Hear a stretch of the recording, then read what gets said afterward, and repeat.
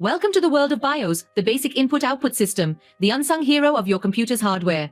Stored on a tiny chip on your motherboard, BIOS kickstarts the magic when you power on your computer.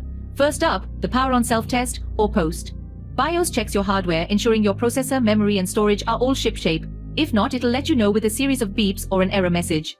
Next, BIOS plays Matchmaker, finding the operating system and loading it into the computer's memory. It's all about the bootloader, a small program on a bootable device. But the BIOS isn't just a one-trick pony. It offers a BIOS setup utility, a gateway to customizing your hardware settings. Want to change the boot order or system date and time? The BIOS has you covered.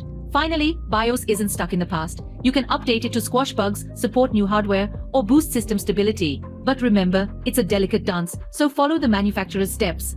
For the tech-savvy out there, you may have heard of UEFI, BIOS's flashier successor, offering more features and a sleeker interface. But don't worry, at heart, they're the same, both ensuring your hardware is ready to rock and roll.